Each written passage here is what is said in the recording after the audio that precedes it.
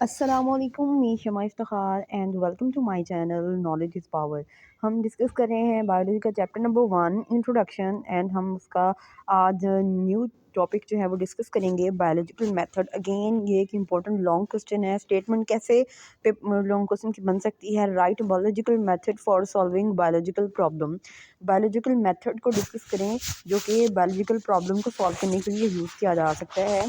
Science में अगर हमें कोई प्रॉब्लम फील होती है तो हम उसका पूरा एक सिस्टमाइज्ड नॉलेज है जिसके थ्रू हम ऑब्जर्वेशन करते हैं, एक्सपेरिमेंट परफॉर्म करते हैं। और साइंस का जो हमारे पास नॉलेज आता है वो चांस ऑब्जर्वेशन के थ्रू जो है वो हमारे पास आता है। ऑब्जर्वेशन हम करते हैं with 5 senses: vision, hearing, smell, taste and touch, depending on their functional ability.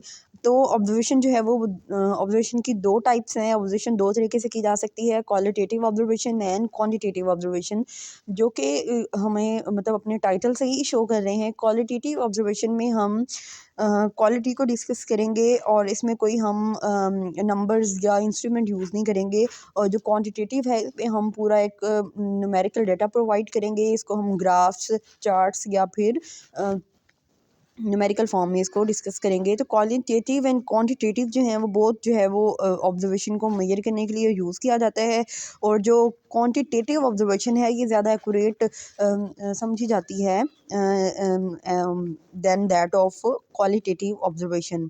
और जो ऑब्जर्वेशन है इसमें क्या करता है, एक ऑब्जर्वर जो है वो अपनी ऑब्जर्वेशन को ऑर्गेनाइज करता है in the form of data और अपनी एक स्टेटमेंट जो है वो प्रूव करता है, अपनी स्टेटमेंट जो है फॉर्मुलेट करता है। और ये स्टेटमेंट जो है वो on the basis of his observation provide करता है, फॉर्मुलेट करता है। तो ये अनटेस्टेड ऑब्जर्वेशन होती है, तो इसको हाइपोथेसिस कहते हैं। अपनी ऑब्जर्वेशन को जब वो थ्योरेटिकल फॉर्म में राइट कर देता है, अपनी ऑब्जर्वेशन, अपने पॉइंट्स को जो कि अनटेस्टेड होते हैं, अभी उस पर कोई टेस्ट या एक्सपेरिमेंट परफॉर्म नहीं किया होता, तो वो एक हाइपोथेसिस होता है। हाइपोथेसिस रॉन्ग भी हो सकता है और वो ट्रू भी हो सकता है, which is tentative explanation of observation, जो कि अनटेस्टेड होती हैं। टेंटेटिव का मतलब होता है वो चीज़ जो टेस्ट ना की गई हो, अनटेस्टेड हो, फिर वो ऑब्जर्वेशन को नेक्स्ट वो एक्सप्लेन करते हैं। नेक्स्ट हमारे पास ऑब्जर्वेशन को, हाइपोथेसिस को दो तरीके से कॉन्सिक्वेंस किया जा सकता है: डिडक्टिव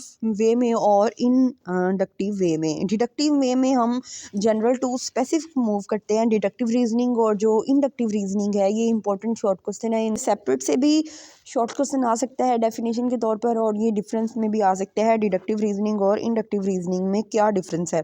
तो सबसे पहले हम देखते हैं डिडक्टिव रीजनिंग में हम जनरल टू स्पेसिफिक बात करते हैं। पहले हम जनरल व्यू देते हैं, फिर हम जाके स्पेसिफिक पॉइंट पे बात करते हैं। जैसे एक एग्जांपल दी हुई है, इफ़ देन हम यूज़ करते हैं डिडक्टिव में। और जैसे कि एग्जांपल है, if we accept that all birds have wings. सबसे पहले हमने जनरल बात की, हमने जनरली ऑल बर्ड्स को यूज़ किया। And then sparrows are bird, then we conclude that sparrows have wings. हम जनरल टू स्पेसिफिक मूव करते हैं। पहले हमने जनरल व्यू देना है। जनरल व्यू क्या है? All birds have wings and sparrows are birds, so sparrows have wings. तो ये जनरल टू स्पेसिफिक हमने जनरलाइज किया पहले बर्ड्स को, देन स्पैरो बर्ड है तो बर्ड में भी विंग्स होंगे। जनरल टू स्पेसिफिक अगर हम उसको पॉइंट आउट करेंगे तो फिर वो हमारे पास डिडक्टिव रीजनिंग में आएगा। नेक्स्ट हमारे पास एक और एग्जांपल है, if all green plants require sunlight for photosynthesis, then the green plant when placed in dark would not synthesize glucose, the end product of photosynthesis. The other way of reasoning used in the formation of hypotheses is inductive reasoning. Next हमारे पास है inductive reasoning. इसमें हम specific to general move करते हैं। और ये पहले specific चीज़ों पे हम बात करते हैं, देन हम उसको जनरलाइज करते हैं। अगर हम उसी एग्जांपल को, स्पैरो वाली एग्जांपल को इधर करें, if sparrow is a bird and sparrow have wings, then all birds have wings. अगर स्पैरो बर्ड है और स्पैरो के विंग्स हैं तो डेफिनेटली जो सारे बर्ड्स हैं उनके विंग्स होंगे। जैसे उन्होंने लिखा हुआ है, and we know that eagle, parrot, hawk, cow and are birds and we induce that all birds have wings. तो हमने स्पेसिफिक टू जनरल डिस्कस किया। नेक्स्ट हमारे पास ये है कि साइंटिस्ट कैसे अदर वेज में हाइपोथेसिस को फॉर्म कैसे करते हैं, फॉर्मुलेट कैसे करते हैं, किन वेज में किया जा सकता है फॉर्मुलेट। फर्स्ट है इंट्यूशन और इमेजिनेशन के थ्रू वो अपना इमेजिन कर सकता है कि ये हुआ होगा ये, या फिर ये पॉसिबिलिटीज़ हैं। एस्थेटिक प्रेफरेंस, ज़ाती पसंद या नापसंद की वजह से वो हाइपोथेसिस जो है वो फॉर्मुलेट कर लेता है, बिकॉज वो अनटेस्टेड है और उस पर हमने अभी एक्सपेरिमेंट करना है बायोलॉजिस्ट ने, तो फिर वो उसकी ज़ाती पसंद या नापसंद भी हो सकती है। रिलीजियस और फिलोसफिकल आइडियाज़, वो उसका मजहबी या फिर उसकी जो फ़लसफ़ाती जो आइडियाज़ हैं वो भी हो सकते हैं। Comparison and analogy with other processes, discovery of one thing while looking for some other thing, same चीज़ को देखते हुए दूसरी चीज़ की डिस्कवरी जब हम करने की ट्राई करते हैं तो ये भी एक हाइपोथेसिस होता है। These ways can also some time form basis for scientific hypothesis. तो इनकी वजह से ही, इन बेसिस पे ही जो है एक साइंटिफिक हाइपोथेसिस जो है वो बनाया जा सकता है।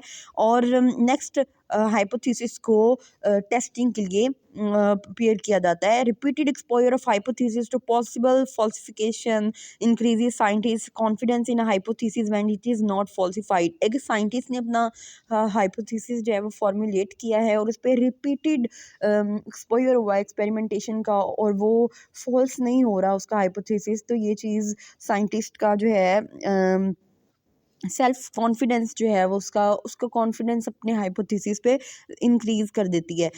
Any hypothesis that is tested again and again without ever being falsified is considered well supported and generally accepted. वो हाइपोथेसिस जो बार बार टेस्टिंग उस पर टेस्टिंग की जा रही है और वो फॉल्सिफाइड नहीं हो रहा, तो वो जनरली सपोर्टेड भी हो जाता है सब साइंटिस्ट से और वो एक्सेप्टेबल भी होता है।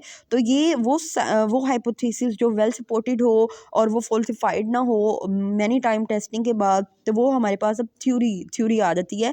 A good theory is a predictive and explanatory power. अब थ्योरी की डेफिनेशन क्या है?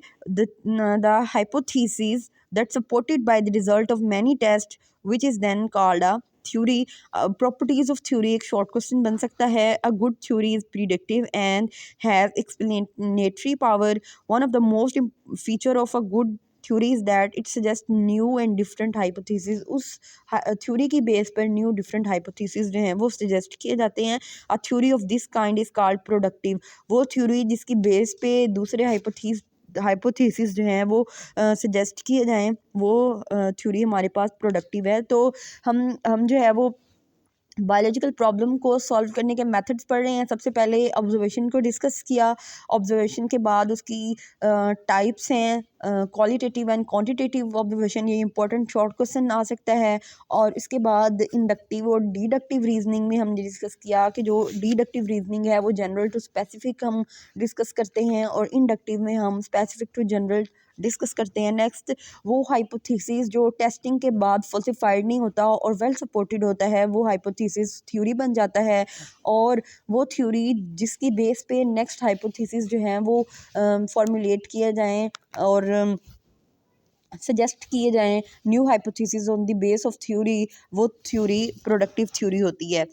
आगे हमारे पास है साइंटिफिक लॉ की डेफिनेशन। ये भी बेसिकली हाइपोथेसिस से ही नेक्स्ट जो है वो टर्म्स जो है वो इंट्रोड्यूस हो रही हैं। In fact many scientist take it as a challenge and exert even greater effort to disprove the theory. अगर जब थ्योरी बन गई है तो साइंटिस्ट जो है वो मजीद एफर्ट्स लगाते हैं कि एक साइंटिस्ट जो है वो दूसरे साइंटिस्ट की थ्योरी को डिस्प्रूव करेगा। तो if a theory survive the skeptical approach and continue to be supported by experimental evidence, it becomes a scientific law। वो hypothesis जिसको बार बार टेस्ट किया जा रहा हो और skeptical approach मीन्स के उस पर हम बहुत ज़्यादा उसको बारीक बीनी से देखते हैं कि इसमें कोई मिस्टेक है ये डिस्प्रूव की जा सके, तो वो थ्योरी जो बार बार टेस्टिंग के बाद फिर भी सपोर्टेड हो और एक्सपेरिमेंटल एविडेंस दे कोई, तो वो साइंटिफिक लॉ बन जाता है। प्रॉपर्टीज़ ऑफ साइंटिफिक लॉज क्या हैं, ये भी शॉर्ट क्वेश्चन के तौर पर आ सकता है।